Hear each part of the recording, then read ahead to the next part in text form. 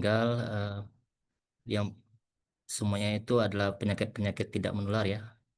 Jadi satu karena diabetes, kemudian satu lagi karena penyakit jantung, yang kedua-duanya itu terjadi pada pegawai kita yang masih muda. Jadi ini sebenarnya awareness juga buat kita supaya kita apa ya betul-betul menjaga kesehatan kita ya. Jadi ini bukan hanya sekedar kewajiban perusahaan, tapi juga kewajiban pribadi-pribadi kita insan PTBA supaya senantiasa menjaga kesehatan kita agar tetap maksimal dalam bekerja ya. Ini judul kita pada siang hari ini adalah pentingnya MCU dalam pencegahan kejadian penyakit akibat penyakit tenaga kerja. Jadi KPTK itu Bapak Ibu bagi yang belum tahu ya, itu adalah kematian mendadak ya, kematian mendadak yang terjadi di lingkungan kerja kita, di dalam IUP kita akibat penyakit ya. Jadi meninggal mendadak akibat penyakit. Jadi pada yang belum tahu ya. Ini outline-nya yang akan kita bahas itu latar belakang, kemudian dasar hukum, pengertian, tujuan MCU, jenis MCU, dan hasil MCU dan tindak lanjut ya. Nah, ini latar belakang. Ini ada 3 berita ya dari internet ya, yang bisa Bapak Ibu browsing juga. Yang pertama adalah Kemenkes, tren kasus stroke alami peningkatan dan jadi penyebab kematian tertinggi. Jadi stroke itu adalah penyebab kematian tertinggi ya. Jadi ini semua penyakit, baik itu pada lansia, orang muda, ini stroke paling tinggi, kemudian disusul dengan jantung ya. Penyakit kardiovaskular ini banyak menyebabkan kematian ya. Nah, khusus untuk KPTK itu sebagian besar itu karena penyakit kardiovaskuler juga. Kemudian di apa di gambar tengah ini tidak pilih-pilih, kematian mendadak bisa menyerang siapa saja. Ini betul ya. Tapi bukan berarti ini menyerang siapa saja itu membabi buta ya, tapi memang ada memang dasar penyakit sebelumnya yang tiba-tiba menjadi anfal dan akhirnya meninggal si pekerja tersebut. Kemudian di yang paling kanan layar Bapak Ibu itu pekerja meninggal mendadak, BP Jam Sostek Kelapa Gading bakal serahkan santunan. Artinya apa? Ketika terjadi pekerja meninggal mendadak ya di lingkungan kerja atau KPTK itu masuk dalam kecelakaan kerja ya. Jadi masuk dalam kecelakaan kerja dan itu mendapatkan santunan dari BP Jam Sostek. Artinya semua itu tercatat dan juga harus dilaporkan ke Disnaker dan juga Kementerian SDM ya. Nih, bagaimana latar belakang di internal kita di ESDM dan juga di Main ID Group ya. Jadi eh, dapat Bapak Ibu lihat di sini untuk KAP3 atau kejadian meninggal mendadak di lingkungan kerja itu sempat terjadi penurunan pada tahun 2023 8, akan tetapi di tahun 2024 itu naik lagi menjadi 14. Nah, untuk di grup Main ID Januari sampai bulan Mei itu di kotak merah itu terlihat itu sudah 5 ya, sudah 5 kematian ya atau KAPTK yang terjadi.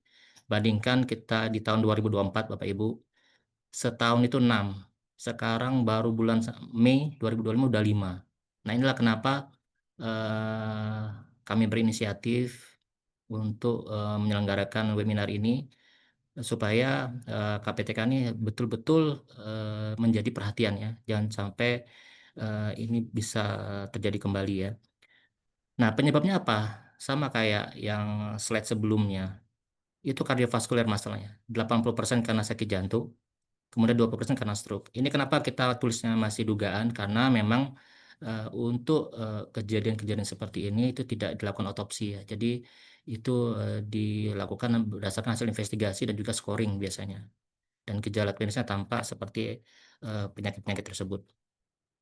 Kemudian di sisi paling kanan, Bapak Ibu, itu ada 10 penyakit penyebab kematian tertinggi di Indonesia, yaitu tadi ya, stroke tetap. Kemudian jantung, dua-dua ini masuk dalam kardiovaskuler ya, sering dibilang penyakit kardiovaskuler. Kemudian diabetes. Nah, tiga-tiga ini sebenarnya penyakit tidak menular yang disebabkan oleh pola hidup ya, Bapak Ibu ya. Kemudian keempat TBC, ini sedang digalakkan oleh pemerintah ya untuk TB ini. Eh, eh, kemudian ada apa vaksin dan sebagainya ya. kemudian sirosis hati. Nah, sirosis hati ini kan masuk juga nih di sini, di nomor 5 ya, sirosis hati. Nah, makanya ini menjadi perhatian Bapak Ibu yang ada fatty liver ya, yang ada fatty liver. Itu menjadi perhatian, jangan dianggap remeh ya, karena itu sebenarnya masuk juga dalam dalam pencetus ya. Bukan pencetus, artinya lebih mudah untuk terserang sirosis hati ya dibanding orang yang normal ya. Kemudian ada paru-paru kronis, kemudian diare, hipertensi, infeksi saluran napas, kemudian neonatal ya, di bayi baru lahir yang meninggal. Ini dasar hukum ya, selalu kita menggunakan dasar hukum, yaitu Undang-Undang 1 tahun 70. Ini merupakan undang-undang apa ya, undang-undang kakeknya lah, kakek regulasi dari K3 ya. Benar, Undang-Undang Nomor 13 tahun 2003 tentang ketenagakerjaan, walaupun sudah ada Omnibus Law masih ada, tetapi undang-undang ini yang masih berlaku. Kemudian PP Nomor 50 tahun 2012 tentang penerapan sistem manajemen K3, PP Nomor 88 tahun 2019 tentang kesehatan kerja, kemudian Permenaker Trans Nomor 2 tahun 80 tentang pemeriksaan kesehatan tenaga kerja dalam penyelenggaraan keselamatan kerja, Permenaker Trans Nomor 3 tahun 82 tentang pelayanan kesehatan tenaga kerja, Permenaker Nomor 4 tahun 95 tentang PJK 3. Nah, ini semua diatur ya. Jadi untuk kita melakukan medical check up pun diatur di regulasi providernya ya, bahwa provider itu harus memiliki sertifikasi PJK 3, karena memang betul-betul diatur di sini ya. Kemudian Permenaker Nomor 5 tahun 2021 tentang tata cara penyelenggaraan program jaminan kesehatan kerja, jaminan kematian, dan jaminan hari tua. Nah, ini dijelaskan di sini bahwa kematian mendadak itu masuk dalam jaminan kecelakaan kerja. Tapi untuk jaminan kematian itu santunan, santunan yang diberikan kepada pekerja yang meninggal, tapi bukan di lingkungan kerja ya, artinya di rumah segala macam itu bisa diberikan santunan jaminan kematian.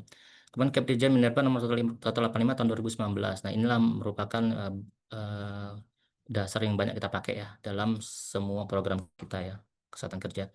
Ketentuan Pembinaan Pengawasan Tenaga Kerja nomor 22 tahun 2008 tentang Juknis Penyelenggaraan Pelayanan Kesehatan Kerja. Ini dari Kementerian Tenaga Kerja ya. Nah, ini saya akan paparkan pengertian-pengertian ini ya, biar nanti lebih paham ya Bapak Ibu ya. Untuk kesehatan kerja ini banyak programnya, yaitu pemeriksaan kesehatan kerja, pelayanan kesehatan kerja, pertolongan pertama pada kecelakaan, pengolahan kelelahan kerja atau fatigue, pengolahan kerja tambah yang bekerja pada tempat yang memiliki risiko tinggi, kemudian rekaman data kesehatan kerja, higien dan sanitasi, ergonomi, gizi pekerja di tambang, dan diagnosis dan pemeriksaan PAK. Nah, di sini saya bold hitam itu pemeriksaan kesehatan kerja. Jadi masuk dalam program kesehatan kerja yang diatur di Kementerian 185. Nah, apa sih KAPTK? KAPTK adalah kejadian meninggalnya pekerja yang disebabkan oleh penyakit tenaga kerja ketika pekerja melakukan kegiatan pertambangan atau pengolahan dan atau pemurnian terjadi pada jam kerja atau terjadi dalam wilayah kegiatan usaha pertambangan, pengolahan dan atau pemurnian atau wilayah proyek. Jadi ini bukan seperti apa ya, bukan seperti kecelakaan tambang yang harus semuanya ada di tulis ini ya. Yang penting ada kematian pada pekerja yang disebabkan oleh penyakit yang terjadi di lingkungan kerja atau di IUP wilayah pertambangan, itu disebut KPTK ya. Nah, tetapi dia kematian mendadak. Nah, ini diatur lagi di Permenaker. Jadi kematian mendadak yang disebabkan oleh penyakit yang terjadi gejala sampai meninggalnya kurang dari 24 jam. Artinya ketika misalnya ada orang tiba-tiba sakit jantung, kemudian dibawa ke rumah sakit, kemudian terjadi pertolongan baik itu di SEP maupun di rumah sakit, dan kemudian masuk ICU dan dan lebih dari 24 jam dirawat kemudian meninggal, itu tidak termasuk dalam KPTK. Tapi kalau misalnya sudah dibawa ke rumah sakit dan kemudian meninggal di rumah sakit dan eh, walaupun sudah dilakukan pertolongan tetapi tetap meninggal di bawah 24 jam, itu tetap KPTK. Jadi batas waktunya itu 24 jam ya. Kemudian MCU. MCU itu apa? MCU itu pemeriksaan kesehatan secara menyeluruh dalam rangka untuk melihat kondisi dan menilai status kesehatan pekerja. Jadi kita itu melihat kondisi dan terakhir kita melihat dan menilai status kelayakannya ya. Terdiri atas pemeriksaan awal, berkala, khusus, dan pemeriksaan akhir. Nah, apa sih hubungan tadi antara MCU dengan KAPTK? Di sini Bapak Ibu bisa lihat ya, bahwa sebenarnya kejadian KAPTK atau meninggal mendadak itu sebenarnya bisa kita barir, bisa kita sekat-sekat, bisa kita cegah dari berbagai macam step ya. Yang pertama itu eh, barir satu. Di sinilah rekrutmen MCU. Jadi MCU awal di sini. Jadi sebenarnya bisa kita cegah di MCO awal. Kenapa, akhirnya apa ya, kalau ada, calon pegawai yang resiko tinggi, ada masalah di jantung segala macam, itu bisa di-cut di sini ya. Kenapa? Karena jangan sampai nanti, eee, lewat di sini dan akhirnya lewat di baret 2, 3, 4, kemudian terjadi fatality. Karena ketika terjadi fatality, illness fatality atau KPTK, kita tidak tahu meninggalnya itu sedang dalam posisi apa. Bisa jadi sedang membawa alat, yang kemudian tiba-tiba meninggal, kemudian, kita tidak tahu apa yang terjadi, apalagi kalau misalnya alat itu masih berjalan, entah itu, ke jurang, entah itu melindas orang, entah itu menabrak siapa. Makanya, sangat penting sekali kita MCO ini dalam pencegahan KAPTK.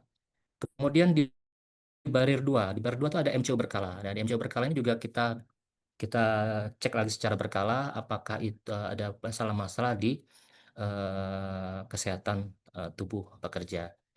Selain itu juga ada penempatan, gizi seimbang, higien dan sanitasi, kampanye kesehatan. Kemudian ada barir 3A lagi, ini jam kerja dan fatigue. Nah, jadi fatigue itu sebenarnya juga ada namanya yang tidak ditulis di sini namanya fit for task ya. Fit for task itu, adalah rangkaian pemeriksaan yang dilakukan oleh, tenaga medis biasanya ya, tenaga medis untuk mengecek pegawai atau pekerja yang akan bekerja di area risiko tinggi ya. Jadi seperti di ketinggian, kemudian di confined space atau iklim panas, kemudian kita juga bisa masukkan, tempat, area, atau jabatan-jabatan yang memang dalam historinya atau sejarahnya itu pernah terjadi, cedera atau kecelakaan. Itu bisa kita masukkan juga dalam dalam, posisi high risk seperti operator, kemudian mekanik, itu bisa juga kita masukkan ke dalam posisi high risk karena itu dalam history pernah terjadi, cedera atau sampai fatality.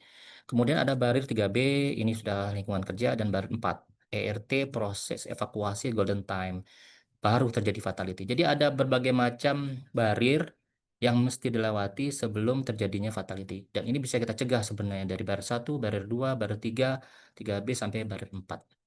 Ya di barir 4 ini tidak kalah penting juga ERT dan proses evakuasi ini karena semakin lama, kemudian semakin apa ya, proses penanganan tidak tepat itu, kejadian fatality semakin meningkat. Slide selanjutnya, nah ini tujuan MCU ya. Tujuan MCU itu mendeteksi lebih awal penyakit, baik itu penyakit akibat kerja atau penyakit bukan akibat kerja sehingga dapat mencegah KAPTK ya yang tadi, kemudian menentukan kelayakan kerja, data dasar kesehatan pekerja, melihat tren perkembangan penyakit, efektivitas program pencegahan, dan yang tentunya mematuhi regulasi ya atau perundang-undangan.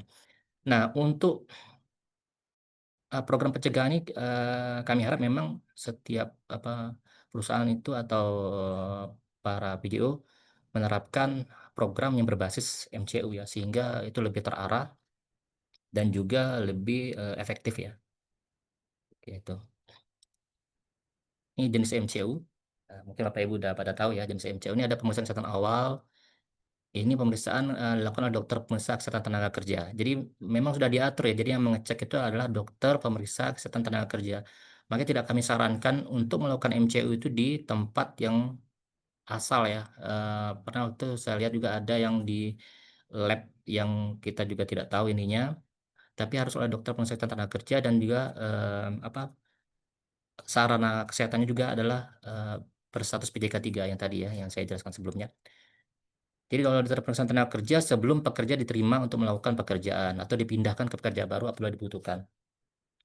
Kemudian pemeriksaan kesehatan awal ini juga, pemeriksaan kesehatan ditujukan agar pekerja yang akan diterima dan ditempatkan berada dalam kondisi sehat dan sesuai pekerjaan. Nah, apa saja item yang harus diperiksa? Nah, ini sebenarnya untuk pemeriksaan awal, berkala, akhir ya, kecuali khusus ya, itu sebenarnya sama, item pemeriksaannya terdiri atas anamnesis, itu tanya jawab antara, dokter dengan si pasien. Nah, harapan kami memang si pekerja juga harus jujur ya dalam memberikan informasi kepada dokter, harus jujur. Karena di situ juga nanti ada daftar-daftar pertanyaan yang ditanyakan oleh dokter, misalnya apakah pernah ada riwayat kejang sebelumnya, apakah pernah, mengkonsumsi obat apa sebelumnya, kemudian pernah kecelakaan tidak, itu sebagai informasi, bagi kita juga di perusahaan, amit-amit ya kalau misalnya terjadi apa-apa, kita mempunyai database bahwa ini, si pekerja pernah ada, riwayat sakit tersebut. Kemudian pemeriksaan fisik lengkap. Pemeriksaan fisik lengkap ini juga kita harapkan memang betul-betul dicek dan juga posisi si pekerja itu memang betul-betul apa ya, ya lepas semua, lepas, baju dan celana semuanya. Karena kalau tidak, gimana dokternya tahu misalnya ada ambeien, ada ya macam-macam itu tidak akan terlihat kalau misalnya masih pakai celana kan. Ini yang memang, harus kita harapkan, Vaskes juga betul-betul melakukan pemeriksaan, secara utuh ya, sehingga ketika menulis bahwa tidak ada ambeien itu memang betul-betul dicek ya. Kecuali pasien menolak juga, bisa, tapi harapan kami semua pemeriksaannya harus dilakukan ya. Kemudian kesegaran jasmani. Nah, kesegaran jasmani ini itu, pemeriksaan melihat kebugaran ya, kebugaran pekerja. Kebugaran pekerja ini, eee, ada macam-macam tekniknya, ada teknik Rockford, kemudian teknik Harvard, itu, bebas ya, bebas. Tapi kita saranin memang Rockford ya, karena Rockford itu tidak keliling lapangan ya, keliling lapangan dan ini juga dipakai untuk tes haji. Tapi kalau Harvard itu memang agak ini ya, agak susah karena naik turun tangga. Yang susah itu yang pendek ya, yang pendek sama maaf gemuk, jadi itu luar biasa effort-nya untuk melakukan tes Harvard. Kemudian ronsen paru-paru ini berfungsi untuk kita melihat ya, melihat kondisi paru-paru dan tidak hanya paru-paru sebenarnya, itu juga bisa langsung terlihat juga kondisi, jantung, bisa terlihat ya, ukuran jantungnya bagaimana, apakah normal atau terjadi pembesaran bisa terlihat di situ. Kemudian pembuluh darah di area paru dan jantung, bronkovaskular juga terlihat. Jadi itulah, sebenarnya pentingnya ronsen paru-paru, kemudian kalau misalnya ada TB, nah ini memang, kita sedang galakkan juga untuk, deteksi dini TB ya. Dan pemeriksaan lab ini ada darah lengkap, kemudian fungsi hati ini apa yang dicek, fungsi hati ini ada enzim hati yang mesti kita cek ya. Nah, makanya kalau misalnya enzim hatinya tinggi, ini akan sinkron misalnya dengan anamnesis misalnya, saya mengkonsumsi obat TB Dok, sedang ini. Nah itu nanti terlihat di fungsi hatinya juga kalau misalnya terjadi intoleransi, enzim hatinya akan tinggi ya. Kemudian fungsi ginjal akan kita lihat, sejauh mana, kemampuan ginjal dari stadium, sampai grade 5 ya. Kemudian, kimia darah ini mengecek, kolesterol, asam urat dan sebagainya. Nah ini jangan remehkan Bapak Ibu. Jadi penentuan high risk, employee dari sisi kesehatan itu, banyak tuh terlihat di kimia darah. Seperti kolesterol, LDL, HDL, kolesterol total, itu akan terlihat di situ. Jadi ketika kolesterolnya tinggi, maka nanti akan bisa masuk dalam kuning atau merah, nanti akan ada di slide terakhir ya. Kemudian gula darah juga akan terlihat di situ. Misalnya, kalau untuk bukit asam kan itu yang kita cek HbA1c. Itu, rata-rata kadar gula darah 3 bulan terakhir. Kemudian urin lengkap ini kita mengecek, kristal segala macam sampai ke keton. Di sini akan kita lihat keton ini urin ini jangan dianggap remeh ya. Jadi ketika ada keton positif 2, kemudian ada DM juga. Nah, ini tanda sebenarnya, sedang terjadi masalah besar di, pengaturan gula darah di tubuh pasien. Kemudian dan hepatitis B, HBsAg.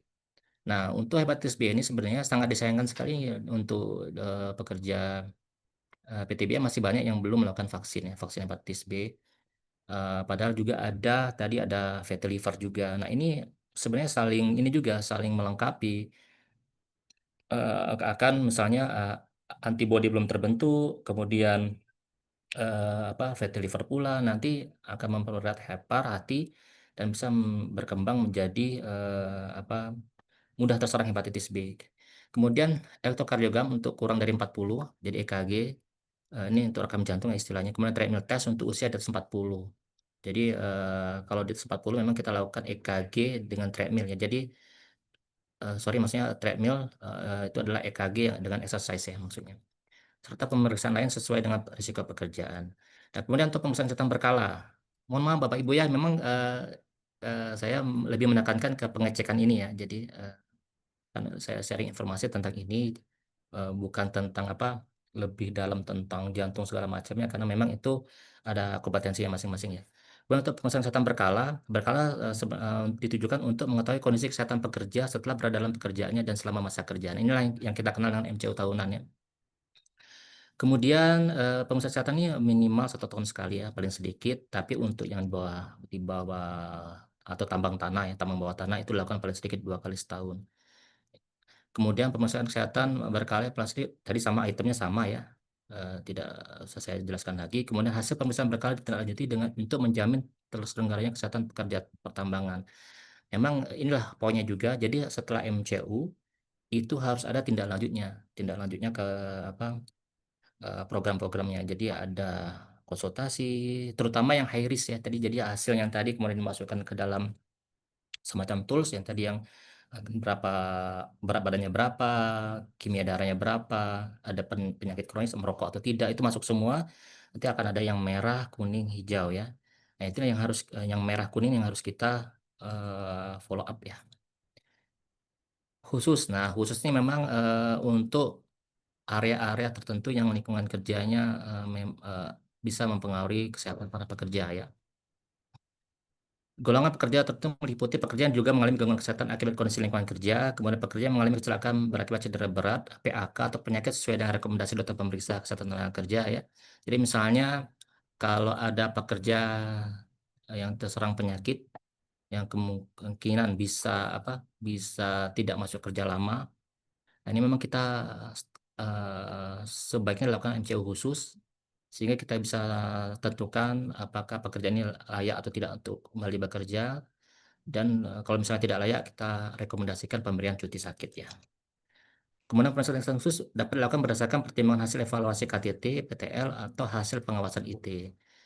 Kemudian pemeriksaan akhir. Pemeriksaan akhir adalah pemeriksaan kesehatan akhir dilakukan oleh dokter pemeriksa kesehatan kerja kepada pekerja yang sisa masa kerjanya 1 tahun menjelang pensiun ya. Nah, ini juga kami akui juga belum ini ya maksimal karena memang sebenarnya kita bisa langsung aja yang berkala itu dianggap pemeriksaan kesehatan akhir karena memang agak susah juga kalau untuk dia telaah mana pensiun 1 tahun menjelang pensiun ini ya karena memang itemnya sama ya. Kemudian hasil MCU dan tindak lanjut. Hasil MCU itu bisa fit to work, fit to medical note, temporary unfit, dan permanent unfit ya. Nah, apa saja tindak lanjut MCU? Tindak lanjut MCU itu pengelolaan pekerjaan dengan medical high risk yang tadi ya, semacam terus bisa konsul ke dokter spesialis, bisa pemeriksaan lanjutan, bisa juga penyesuaian tempat kerja ya. Kemudian untuk pelaksanaan program terkait hasil MCU pekerja. Jadi ini harus ada program-program yang memang itu based on MCU ya. Kemudian, nah ini yang saya ceritakan tadi. Inilah yang kriteria kita menentukan merah, kuning, hijau ya. Jadi indeks massa tubuh ada underweight, normal, overweight, obesitas kelas 1, obesitas kelas 2 sampai kelas 3. Ini berdasarkan IMT ya. Ini frekuensi monitoringnya. Harapan kami sih ini sudah bisa dijalankan ya untuk monitoring ini ke masing-masing kontraktor juga ya. Sehingga eh, program monitoring ini kepada pasien terutama yang merah kuning ini bisa berjalan untuk mencegah KPTK tadi ya. Kemudian hipertensi juga kita lihat hipertensinya, kemudian diabetes melitusnya, terus profil lipid darah dan Framingham score. Ini harus di scoring kita lihat untuk melihat sejauh mana pasien ini bisa terkena sakit jantung atau pekerjaan ini bisa terkena sakit jantung atau serangan jantung. Bapak Ibu, jadi kalau misalnya terjadi KPTK, yang akan ditanya oleh inspektur tambang atau eh, investigator ya, apakah dilakukan monitoring terhadap pekerja ini? Yang pertama mungkin ditanya MCU-nya apa. Ternyata MCU-nya sakit jantung. Kemudian pertanyaan selanjutnya, apakah Anda lakukan monitoring penyakit si pekerja ini? Nah, makanya ini harus dijalankan Bapak Ibu supaya selain untuk mencegah dan juga sebagai eviden kita bahwa kita memang melakukan monitoring terhadap para pekerja tersebut. Kemudian, baik, terima kasih Bapak Ibu atas eh, partisipasi yang sudah mendengarkan ya. Kalau ada pertanyaan, dipersilakan. Saya kembalikan ke moderator. Oke, baik. Terima kasih Dr. Noris atas penyampaian materinya. Mungkin kita bisa kasih aplaus dulu ya untuk Dr. Noris. Oke. Si reaction dulu untuk aplausnya, Bapak Ibu. Oke, mungkin sedikit untuk review ya terkait materinya Dr. Norris ya. Jadi, Bapak Ibu sekalian, hari ini kita udah nyimak ya terkait dengan peran krusial dari medical check up atau MCU ya dalam menjaga kesehatan tenaga kerja, khususnya di lingkungan industri berisiko tinggi seperti di pertambangan. Ini ada beberapa poin penting yang bisa kita garis bawahi Bapak Ibu, yakni pertama MCU itu bukan sekedar formalitas Bapak Ibu, tapi sebagai upaya deteksi dini untuk mencegah penyakit yang bisa berdampak serius, bahkan fatal bagi pekerjanya. Kemudian KAPTK ini adalah kejadian yang disebabkan oleh penyakit tenaga kerja, dan MCU ini sebagai benteng pertama untuk mencegahnya. Kemudian pemeriksaan ini dilakukan sebagai bentuk awal Bapak Ibu, maupun ada yang namanya pemeriksaan awal, berkala, khusus, dan juga akhir ya. Kemudian ini juga menyesuaikan dengan risiko dari pekerjaannya. Nah, hasil MCU yang dapat menentukan apakah seseorang itu fit to work, fit with medical note, atau tidak fit, dan harus ditindaklanjuti oleh sesuai dengan rekomendasi dari medis ya. Oke, mungkin itu aja untuk review singkat terkait materi Dr. Norris ya. Mungkin sedikit pantun nih Bapak Ibu untuk menyampaikan rasa terima kasih kita untuk Dr. Norris. Sekali lagi ya Bapak Ibu untuk dibantu cakepnya nih. Oke? Oke, untuk pantunnya, ke Tanjung Enim jangan lupa ngopi. Cakep. Cakep. Di warung depan yang dekat lapangan voli. Cakep. Terima kasih Dr. Norris atas ilmu yang kece ini. Tenaga kerja sehat, cuan pun menanti. Oke. Lagi. Oke, Bapak Ibu, terima kasih atas apresiasinya ya. Selanjutnya kita akan masuk ke sesi berikutnya, yakni sesi diskusi. Pada Bapak Ibu, kita informasikan ya untuk sesi diskusi ini kita bagi jadi 2 termin. Yang pertama, kita buka untuk 3 pertanyaan. Kita kasih kesempatan untuk 1 pertanyaan melalui open mic ya. Boleh Bapak Ibu yang mau open mic terlebih dahulu menyampaikan pertanyaannya, silakan untuk raise hand. Sembari menunggu yang open mic, boleh Bapak Ibu yang mau menyampaikan pertanyaan melalui kolom chat.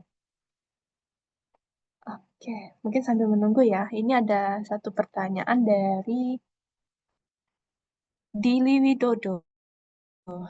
Oke, dokter.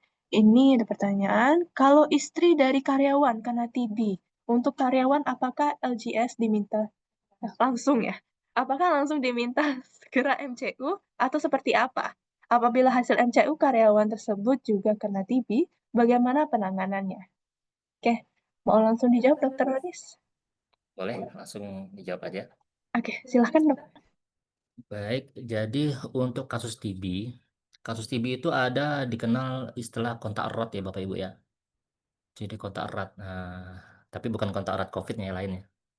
Kontak erat.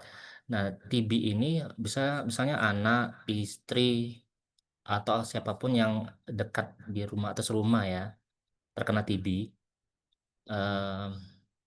Tapi kalau anak itu harus dilihat dulu apakah dia TB laten atau TB aktif ya. Tapi kalau dewasa biasanya itu TB aktif ya.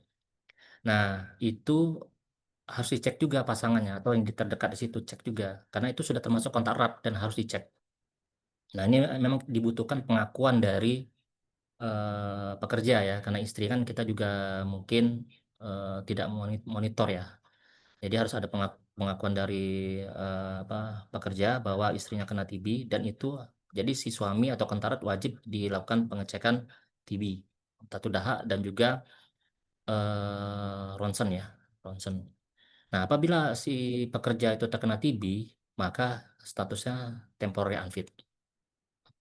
Temporary unfitnya berapa lama? Temporary unfitnya itu diregulasi diatur tuh minimal 2 minggu ya. Jadi ketika 2 minggu itu sebenarnya TB-nya sudah tidak aktif lagi, artinya tidak menular kalau sudah dikasih obat ya, tidak menular dan boleh masuk kerja kembali. Mungkin itu. Nah, terkait misalnya pertanyaannya, bagaimana dengan teman-teman kerjanya? Apakah dilakukan pengecekan juga? Itu sebenarnya tidak perlu ya Bapak Ibu ya. Jadi yang perlu kita lihat itu adalah kontak serumah dulu. Itu ya karena itu serumah, kemudian kondisi ruangan tertutup dan juga berjam-jamnya lama. Dan lama dalam artian hariannya dan juga durasi bulanannya ya, lebih lama. Dan itu Mbak Dania ya. Baik, terima kasih Dr. Noris atas jawabannya. Bagaimana Bapak Dili Widodo? Apakah udah jelas untuk jawabannya? Mungkin kalau Jelas, sudah Mbak. Hanya Dok, tadi kan ada aturannya Dok ya. Jadi kan kita juga tidak ujuk-ujuk langsung seperti apa. Jadi kan ada aturannya sehingga kita bisa menjelaskan ke karyawan tersebut ya Dok ya, bahwa memang harus temporary dulu selama 2 minggu baru bisa masuk kerja karena ada misalnya dia dikasih obat dan sebagainya. Nah itu uh, saya prefernya lihatnya kemana Dok ya, supaya tidak terjadi salah paham antara karyawan yang kita akan sampaikan itu seperti itu. Refer maksudnya bahan bacanya, Aturannya bahwa bahan bacanya Pak ya. aturannya bahwa dia apa tadi temporary aktif ya, yang 2 minggu itu loh Dok, dia di Ya, rumah dulu. itu ada di Pak, ada di pedoman TB tempat kerja ya, ada pedoman TB tempat kerja, boleh nanti di searching juga atau nanti boleh saya share nanti ya. Di situ jelas itu diatur tentang kontak erat atau apa, kemudian lama waktu tidak menular lagi berapa lama itu ada di situ. Dan memang juga kita harus dapat apa ya, dapat diagnosis pastinya dari dokter ya Pak ya. Jadi ada dokter yang menegakkan diagnosis bahwa ini TB paru ya. Sebaiknya memang dokter paru, sehingga di situ memang kuat bahwa si pekerja itu dokter kena TB dan kita lakukan temporary unfit kayak gitu Baik, terima kasih Dok. ya. baik, terima kasih Dr. Noris dan juga Bapak Dili Widodo ya atas pertanyaannya. Selanjutnya ini kita lihat ya ada yang sudah raise hand dari pertama mungkin dari Bapak Kolbi Arif dulu ya. Kita kasih kesempatan pada Bapak Kolbi, silakan untuk open mic dan menyampaikan pertanyaannya kepada Dr. Noris.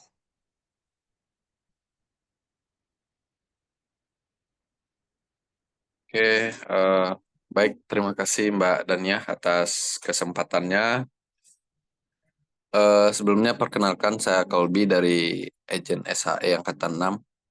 Izin Pak Noris ingin menanyakan terkait MCU yang kategori treadmill. Nah, pada saat dilakukan MCU itu ada beberapa karyawan kita yang terindikasi positif ischemic respon. Nah, eh, itu gimana ya Pak untuk apanya ya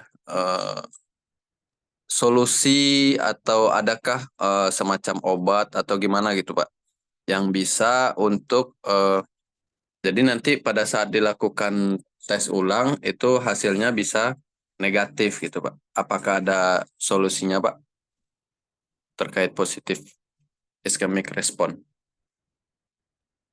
Sekian, terima kasih. Ya, baik. Terima kasih Bapak Kolbi. Mungkin langsung saja dijawab oleh Dr. Noris ya. Baik, terima kasih Pak Kalbi ya Pak ya. Jadi untuk iskemik positif, iskemik positif itu artinya memang terjadi penyumbatan Pak ya, penyumbatan di jantung. Jadi bisa dibayangkan ada sumbatan di pembuluh darah jantungnya. Nah, ini yang penting dari kita tuh sebenarnya sumbatannya itu di area mana, kemudian separah apa. Nah, jadi kita memang perlu tahu itu. Dan untuk tahu itu memang harus pemeriksaan lanjutan ya, pemeriksaan lanjutan. Dan biasanya dari dokter jantung juga menyarankan untuk pemeriksaan lanjutan. Nah, dari pemeriksaan lanjutan itu nanti bisa dapat kita lihat misalnya oh apa pembuluh darahnya tersumbat 50% misalnya di pembuluh darah besar satu satu pembuluh darah besar misalnya. Untuk tahun depan tuh bisa bisa kita lihat sebenarnya walaupun iskemik positif, kita sudah lihat tahun kemarin oh 50% itu masih lama Pak untuk terjadi penyumbatan total oklusi atau penyumbatan total ya. Jadi kita bisa lihat dan banyak juga beberapa kasus yang misalnya iskemik positif kemudian di pemeriksaan lanjutan dan hasilnya ternyata 50%, ada yang 40% itu tetap tetap lanjut ya bekerja. Jadi itu Pak ya. Jadi kita yang penting kita punya database si pekerja ini memang sumbatannya itu tidak tidak berat ya. Nah, ada juga kasus yang kita dapatkan itu ternyata total sumbatannya Pak 95% tersumbat di tiga, di saat di 3 pembuluh darah besar. Nah itu, waduh, ini memang sebenarnya tinggal tunggu, bukan tinggal tunggu ya, maksudnya eh ya gimana ya, sudah total tersumbat itu sewaktu-waktu bisa terjadi. Makanya banyak sekali yang sakit jantung itu kan kadang-kadang meninggalnya juga pada saat tidur ya, bangun tidur. Karena memang itu sebenarnya ketika terjadi renjatan sedikit saja dia bisa terkena serangan jantung. Makanya sebenarnya yang paling yang kita inginkan adalah seberapa parah sumbatannya, terus pembuluh darah jantung mana saja yang terkena. Misalnya ada oklusi total juga total, tapi di pembuluh darah kecil, nah, kita masih bisa kita ini apa kita loloskan setelah dari hasil pemeriksaan lanjutan tadi, Pak. Itu dari saya, Pak. Untuk apanya Pak? Untuk semacam alternatif atau obat gitu Pak? Apakah menjaga pola makan atau ada makan makanan tertentu yang harus ini biar agar mengurangi penyumbatan gitu, ada nggak Pak kira-kira Pak? Sebenarnya dari yang penting itu kalau misalnya dari kita sering refer ke dokter jantung ya, Pak. Jadi kan memang ini ranah dokter jantung sudah ya.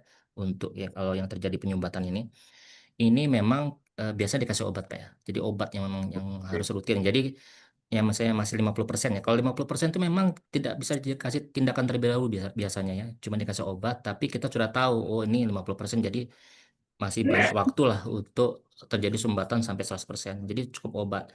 Cuman kan kita dari sisi kitanya sudah tahu, oh ini 50% masih bisa bekerja berarti gitu. Jadi, tapi kalau sudah 90%, nah itu yang memang harus ada tindakan seperti apa pemasangan cincin dan sebagainya. Mungkin itu. Oke, baik. Terima kasih Pak Noris. Iya. Baik, terima kasih Bapak Pongbi dan Dr. Noris. Selanjutnya nih masih ada satu lagi yang resen dari Bapak Niko Sihotang dari PT Adikarya. Silakan Bapak Niko untuk menyampaikan pertanyaannya.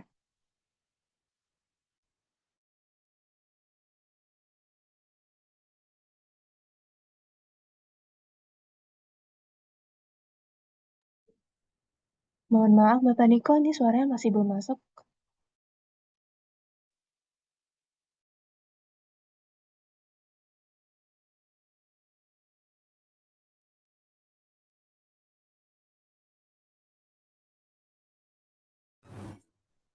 Halo, Oke, udah terdengar jelas Bapak Niko, silakan. oke, terima kasih Bu Dania. Selamat siang Dokter Noris, izin bertanya Dokter. Ya, selamat siang Pak Niko, silakan Pak. Salam kenal Bapak Ibu semua, saya Niko dari Adikarya. Ingin bertanya Dokter, ini tadi dari pemaparan dari Dokter Noris ada hasil MCU yang kategori high risk ya Dokter ya. Nah, ingin bertanya Dokter, untuk kategori high risk ini apakah ada batasan di aktivitas pekerjaannya seperti apa? Dan boleh dijelaskan dokter bagaimana caranya untuk eh, menjaga pola dia agar dia dapat tetap bekerja walaupun kategori hasil MCU-nya high risk dokter. Terima kasih. Baik, terima kasih Pak Niko ya. Jadi mungkin kita bisa lihat juga untuk high risk sendiri ini sebenarnya belum tentu kita temporary unfit kan ya. Jadi Bapak Ibu, jadi mungkin bisa di sebentar ada telepon. Jadi bisa kita bedakan. Nanti mungkin akan kami sampaikan juga ya untuk kriteria-kriteria Haris, kemudian low risk dan middle. Jadi, ini sebenarnya untuk bahan monitoring Pak ya. Yang paling penting dan utama itu harus kita monitoring Pak. Harus kita monitoring dan Bapak harus punya tim untuk melakukan monitoring tersebut. Jadi kadang kan orang sudah menjaga pola makan yang sehat Pak ya. Misalnya si pekerja tersebut ada darah tinggi 180, 190, dia pola makan sehat, tapi dia tidak pernah kontrol berobat Pak. Nah ini kan tidak ketahuan kalau tidak Bapak tensi atau tim Bapak tensi ya. Si pekerja ini sebenarnya apa tensinya bagus tidak? Nah ini memang harus dikontrol, dilihat, dimonitoring. Kalau misalnya perlu ke dokter spesialis, kemudian hasilnya balik lagi, lihat eh, diminum berapa tensinya, minum obat atau tidak. Itu yang pertama. Yang kedua memang harus ada program wellness program Pak. Artinya silakan Bapak atur untuk pembuatan program-program misalnya seperti yang di PTB yang tim Hiperkes jalankan itu Strava, kemudian program penurunan berat badan. Jadi semua secara pengobatan jalan, secara program promotif, preventif, yang lain juga jalan. Jadi itu Pak. Jadi seiring sejalan. Kemudian boleh Bapak ikuti juga misalnya di kami di PTBA dari KTT UPTE, KTT DERTI, itu sudah mengeluarkan aturan tentang snack itu harus buah. Itu sebenarnya bukti bahwa perusahaan itu peduli dengan pegawai, care dengan pegawai. Minum harus air mineral. Jadi kita buktikan dulu bahwa perusahaan tuh care dengan para pegawai. Tapi balik lagi, pegawai juga punya kewajiban untuk mengikuti, untuk menjaga pola hidup, pola makannya dengan sehat juga gitu Pak. Jadi yang penting kita tunjukkan dulu bahwa perusahaan care di situ, selebihnya ya kembali terhadap para pekerja memang. Mungkin itu Pak dari saya Pak Niko. Baik dokter, di kopi. Makasih banyak dokter. Terima kasih. Ya, makasih. Oke, baik. Terima kasih Bapak Niko Sihota atas pertanyaannya.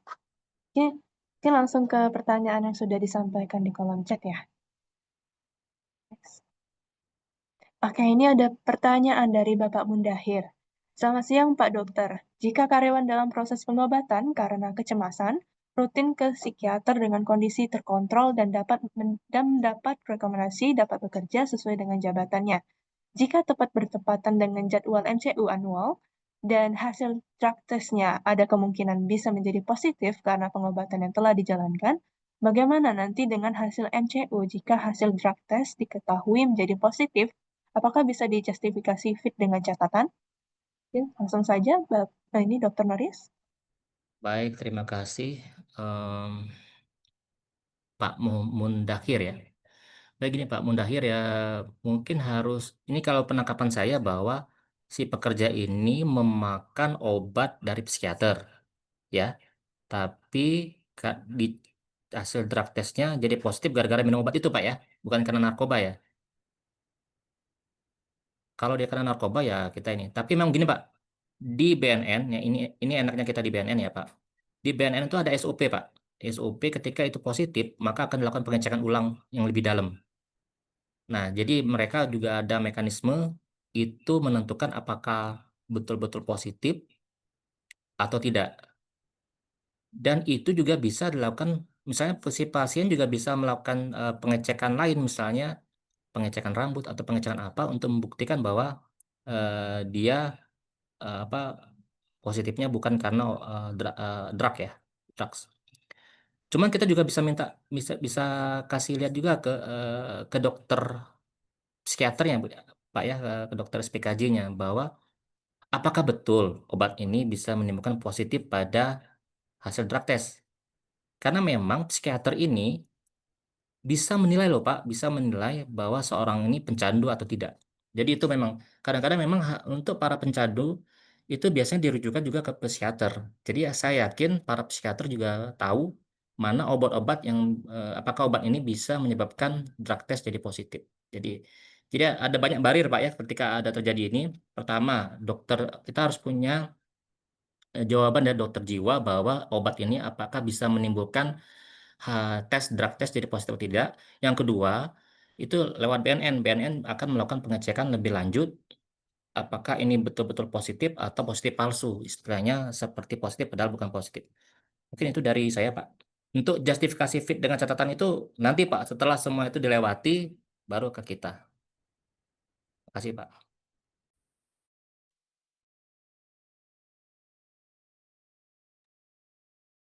Baik, terima kasih Dr. Noris atas jawabannya. Bagaimana Bapak Mundahir? Apakah ada tanggapan? Oke, terima kasih Pak Dokter atas jawabannya. Oke, baik, terima kasih Pak Mundahir. Selanjutnya mungkin kita kasih kesempatan terlebih dahulu ya untuk para peserta yang mau menyampaikan pertanyaannya melalui open mic. Kami persilahkan Bapak Ibu, apakah ada lagi yang mau menyampaikan melalui open mic?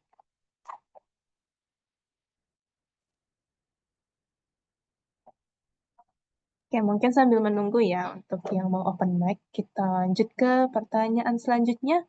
Ya, ini dari Bapak Dili Widodo lagi nih, Dr. Noris. Dok, Kalau hasil MCU karyawan kami arkus aorta, elongasi atau kalsifikasi, apa yang harus dilakukan oleh karyawan tersebut? Ya, langsung saja, dokter. Baik, terima kasih Pak. Jadi kalau untuk kelainan jantung di luar hasil treadmill ya, yang iskemik positif segala macam itu, memang kita tetap sama Pak ya, seperti yang treadmill positif, iskemik positif itu tetap ke dokter jantung Pak, tetap. Jadi di dokter jantung itu akan melihat sejauh mana atau penyebab klasifikasi. Tapi biasanya kalau di kita sih memang untuk yang seperti ini masih bisa lewat, masih bisa bekerja ya Pak. Tapi tadi balik lagi ke dokter jantung ya Pak ya, apakah perlu dilakukan pemeriksaan tambahan karena mungkin dinilai dari pemeriksaan klinis tetap Pak ya. Jadi dokter jantung itu bukan hanya menilai dari hasil ronsen ya, elongasi aorta atau klasifikasi ini biasanya dapat dari ronsen atau dari echo ya biasanya. Nah, itu juga akan dilihat dari klinis. Ya, jadi balik lagi ke dokter jantung, Pak ya. Nah, inilah pentingnya monitoring tadi, Pak ya. Jadi ketika ada kelainan-kelainan jantung seperti ini, itu lakukan monitoring, lakukan pengecekan ke dokter jantung, nanti jawaban dokter jantungnya apa, minum obatnya harus teratur dan sebagainya itu. Jadi kalau di kami sih sebenarnya yang seperti ini masih tetap bisa bisa ini ya, Pak ya, bisa bekerja selama ada dari dokter jantungnya pemeriksaan dan pengobatannya, Pak. Itu dari kami, Pak. Bagaimana Bapak Deli? Apakah ada tanggapan? Baik, Dok. Dok, kalau seperti ini kan karena saya kan di Departemen HSE ya, Dok ya. Nah, waktu itu memang di tempat kami ada dokter juga, tapi sudah tidak ada. Jadi kan setiap MCU kan file itu kan ke saya, ke tempat saya. Nah, di situ kan tadi tertulis arkus aorta elongasi. Itu kan, nah apakah karyawan itu kan saya sampaikan bawa ke klinik gitu Dok ya.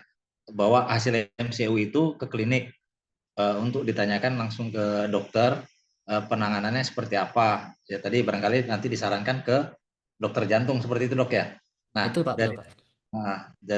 jadi saya minta ke Paskes pertama untuk menyampaikan itu ke dokter supaya nanti ada rekomendasi ke dokter jantung gitu Dok ya. Nah, dari dokter jantung itu nanti baru kita monitoring Dok ya, seperti apa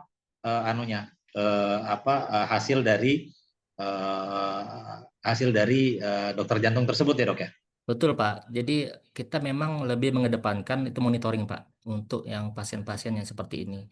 Karena untuk arkus aorta elongasi atau kalsifikasi ini tidak sendirian biasanya, Pak. Ada penyebab dasarnya apa. Jadi, nah bisa bisa juga terjadi pembesaran organ jantung juga di situ.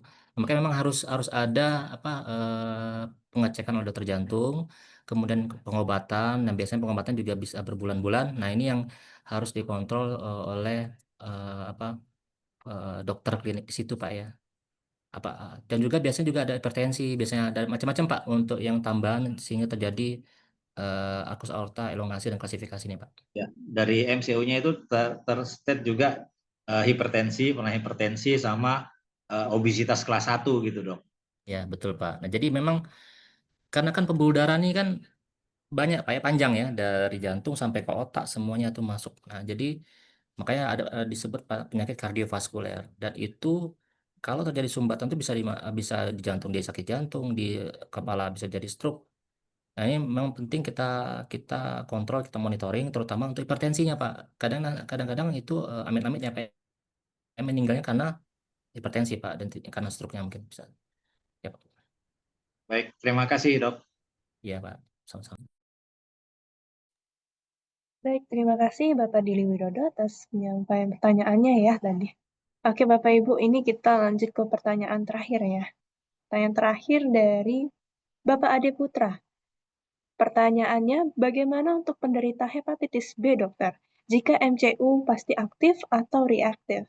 Apakah yang reaktif bisa untuk dipekerjakan sebagai fit to work? Yuk, langsung saja, dokter. Baik, terima kasih Mas Ade, Ade Putra. Jadi memang hepatitis B ini sudah ada regulasi ya.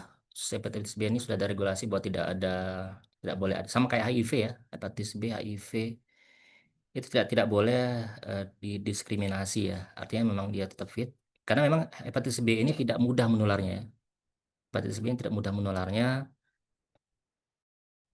yang justru yang mudah lebih cepat penularannya atau lebih apa ya, karena itu berhubungan dengan darah ya, hepatitis B ini justru di rumah sakit yang lebih rawan tertular hepatitis B ini sebenarnya.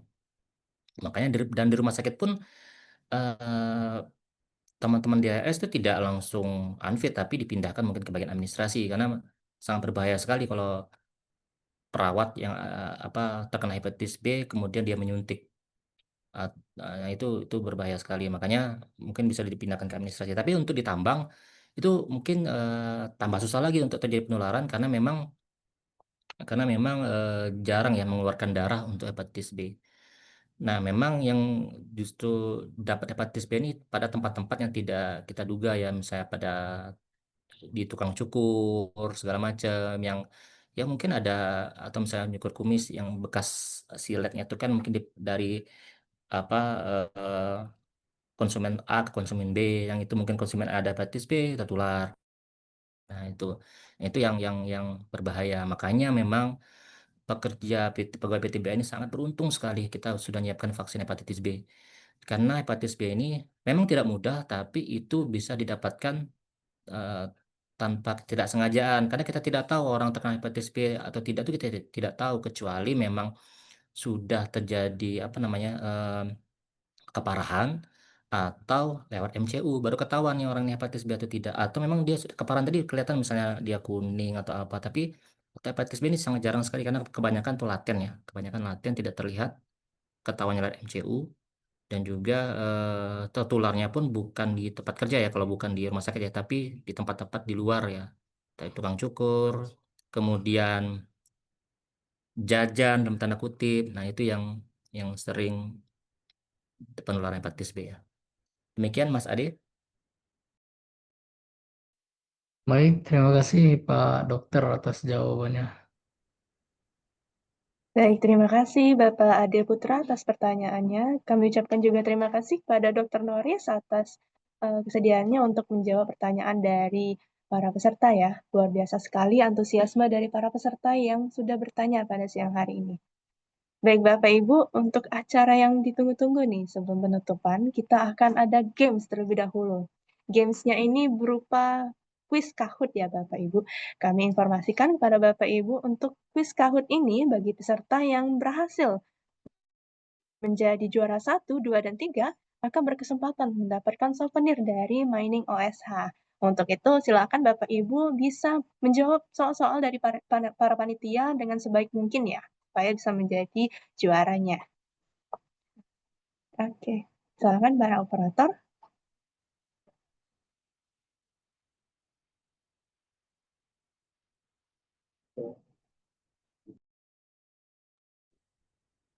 Kami informasikan juga ya Bapak Ibu untuk penggunaan name di Kahoot-nya, silakan untuk menggunakan nama asli ya Bapak Ibu. Karena kita perlu tahu nih siapa peserta yang menjadi juaranya nanti. Jangan sampai menggunakan nama inisial. Kita kan tidak tahu ya siapa nanti yang menang gitu. Oke Bapak Ibu, ini sudah ditampilkan untuk barcode Kahoot-nya dan juga kodenya. Silakan untuk mengakses website dari Kahoot dan untuk memasukkan PIN-nya di layar, yakni 4145781, atau mungkin bisa langsung ya untuk scan barcode-nya.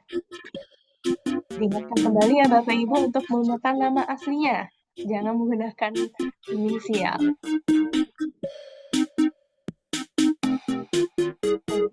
Kita tunggu sampai 2 menit aja ya Bapak Ibu supaya nggak lama.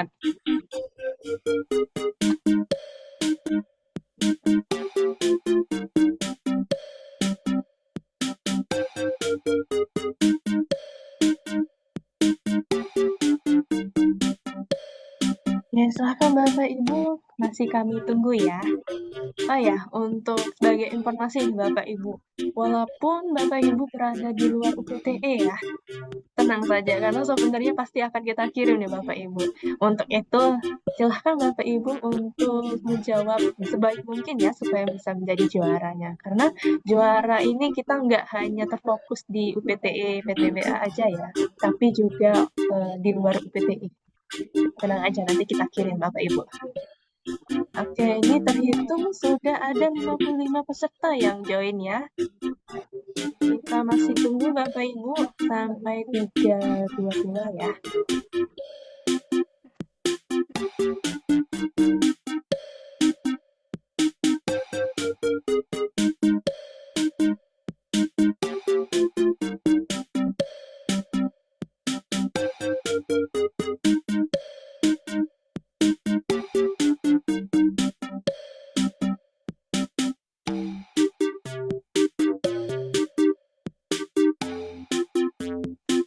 Oke, masih ada lagi Bapak Ibu yang mau bergabung? Terhitung ini ada 60 ya, 61, 62. Oke, 62 peserta yang sudah tergabung ya. Kalau masih ada ini kita tunggu ya. Kita tunggu sebentar lagi. Oke, mungkin udah nggak ada lagi ya yang mau join ya. Oke, untuk quiz Kahoot akan kita mulai dalam hitungan 3, 2, 1. Kita akan dimulai.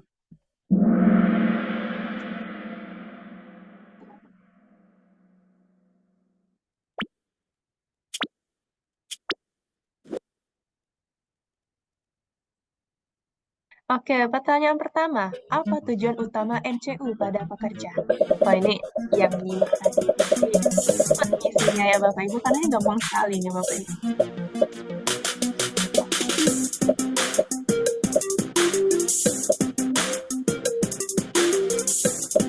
Lima, 4, 3, 2, 1. Wah, luar biasa. Ada 58 peserta yang berhasil menjawab dengan benar ya. Tapi masih ada 5 orang yang salah nih Bapak Ibu. Oke, tidak apa-apa. Masih ada 9 soal lagi ya. Next.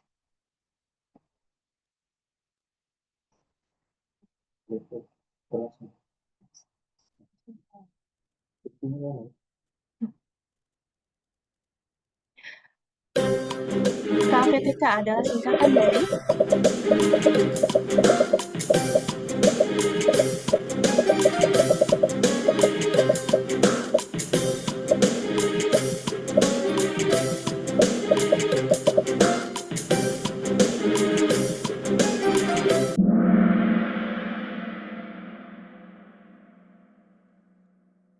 Oke, ada 59 orang yang berhasil menjawab dengan benar ya.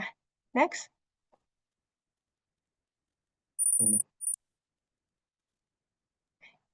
Bentar. Oke, soal selanjutnya, pemeriksaan MCU dilakukan sebelum pekerja. Adalah MCU apa?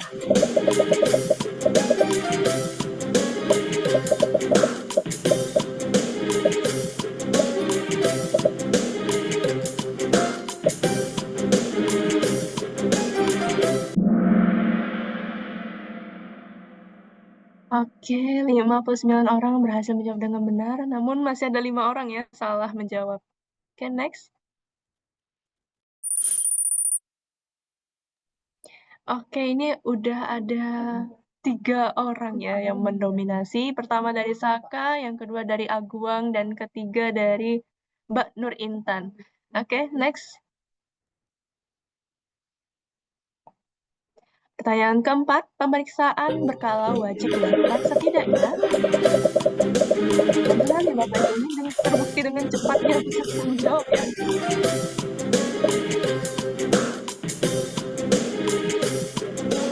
Ada waktu Bapak Ibu. 5, 4, 3, 2, 1. Luar biasa, seluruhnya bisa menjawab dengan benar ya Bapak Ibu. Luar biasa. Next. Oke, ada Bapak Agung yang berhasil menyalip nih dari juara 1 dan juara 3 tadi ya. Oke, next. Salah satu isi MCU adalah, ini maksudnya adalah salah satu pemeriksaan dari MCU ya Bapak Ibu.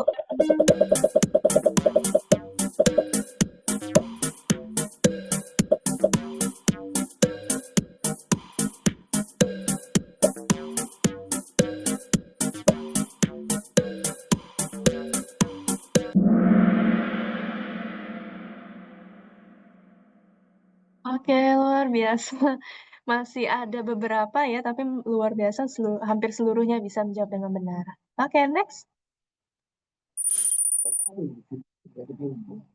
Oke, posisi pertama masih diduduki oleh Pak Agung. Mungkin kita bisa sapa-sapa dulu ya Pak Agung ini. Boleh, silakan Pak Agung. Selamat siang Bapak Agung. Selamat siang. Oke. Selamat bergabung Bapak Agung dari Peltar ya Bapak. Ya. Oke. Baik, next.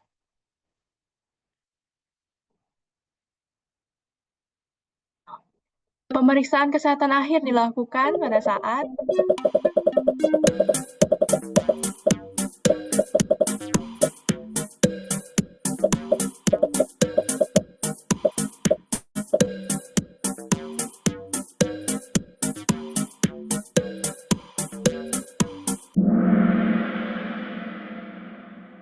Oke, luar biasa. Ini ternyata banyak juga yang tergocek ya Bapak Ibu. Masih ada 12 orang yang tergocek.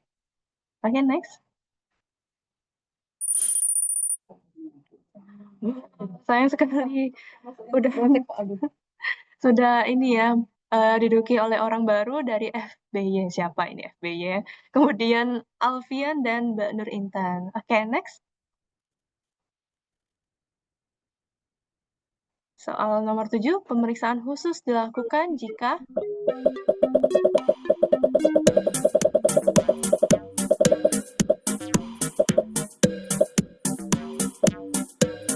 diisi dengan cepat dan tepat ya Bapak Ibu, karena kecepatan Bapak Ibu mengisi itu juga mempengaruhi poinnya Bapak Ibu.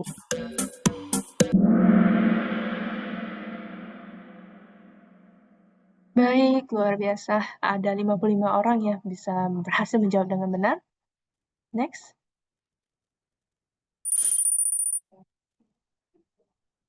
Oke, kembali lagi nih Saka untuk mendominasi nomor 1 ya. Kemudian FBY dan Hendra.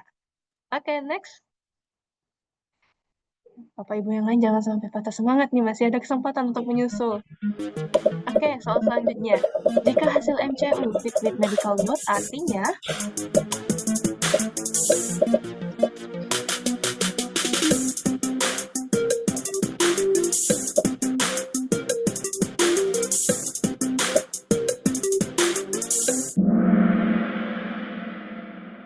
Oke, betul sekali. Didominasi dengan jawaban fit tapi dengan catatan medis. Next. Kita lihat papan skor masih diduduki oleh Saka nomor 1, yang kedua Alfian, dan yang ketiga FBY. Oke, next. Salah satu tindak lanjut dari MCU adalah ada 4 pilihan ya, diskon kantin, mengurangi jam kerja, metode otomatis, atau penyesuaian tempat kerja.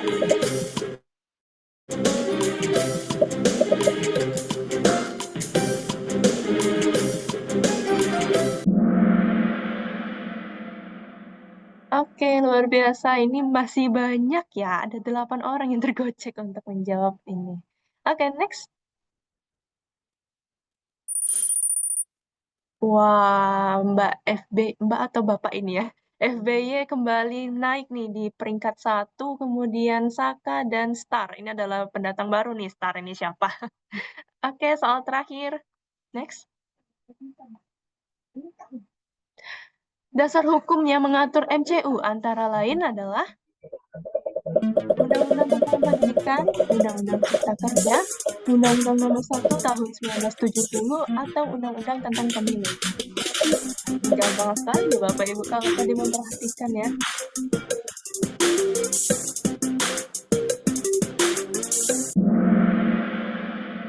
Oke, luar biasa. Ini ternyata masih banyak yang tergocek untuk menjawab UU Cipta Kerja ya, karena ini berkaitan dengan MCU, para pekerja kali ya. Oke, jawabannya benar adalah UU Nomor 1 Tahun 1970 ya Bapak Ibu. Next. Oke, baik. Ini adalah papan skor. Dari peringkat ketiga adalah Star, kemudian nomor 2 Saka, dan nomor 1 jeng jeng jeng FBY. Oke, terus kita ucapkan selamat ya kepada SBY, Saka, dan Star.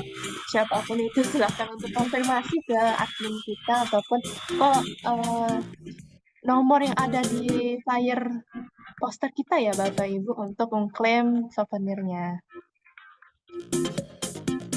Mungkin kita mohon maaf ya Bapak Ibu untuk sedikit klarifikasi soal nomor 1 tadi.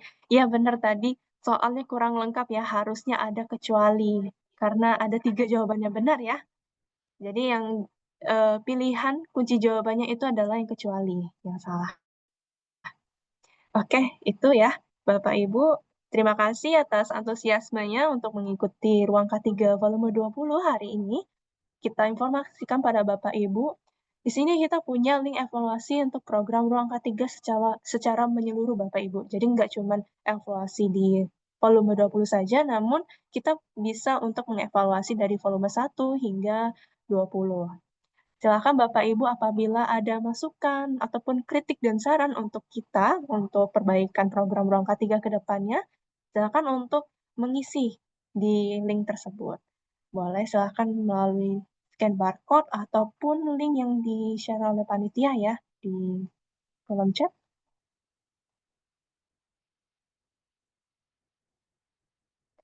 Ya, Bapak itu udah dikirim ya oleh panitia untuk linknya. Nah, kan Bapak Ibu kita beri waktu untuk mengisi terlebih dahulu.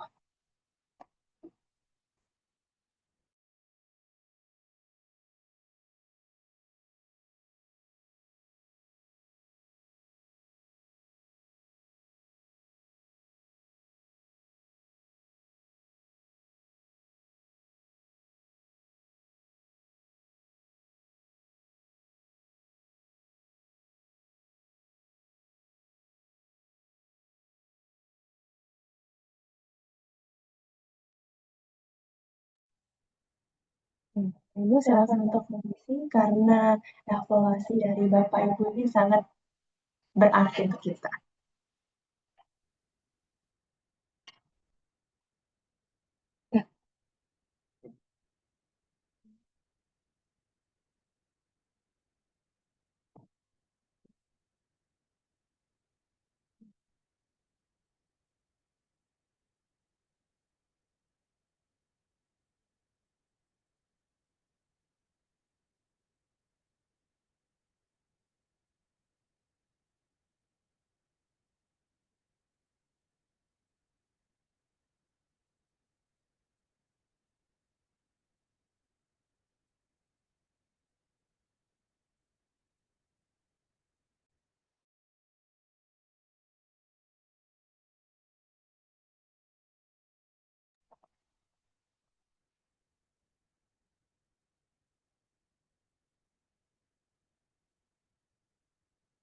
Baik Bapak Ibu sekalian, dengan berakhirnya sesi evaluasi tadi, maka berakhirlah pula acara Ruang Ketiga kita pada siang hari ini. Kami ucapkan terima kasih banyak atas kehadiran Bapak dan Ibu. Semoga apa yang telah disampaikan dalam acara ini dapat bermanfaat dan dapat mendukung kinerja K3 yang lebih baik. Saya Dania, selaku MC, izin untuk menutup acara kita pada hari ini. Lebih dan kurang saya mohon maaf dan kepada Allah saya mohon ampun. Semangat pagi dan salam K3. Wassalamualaikum warahmatullahi wabarakatuh. Waalaikumsalam warahmatullahi wabarakatuh. Terima kasih Bapak Ibu. Waalaikumsalam.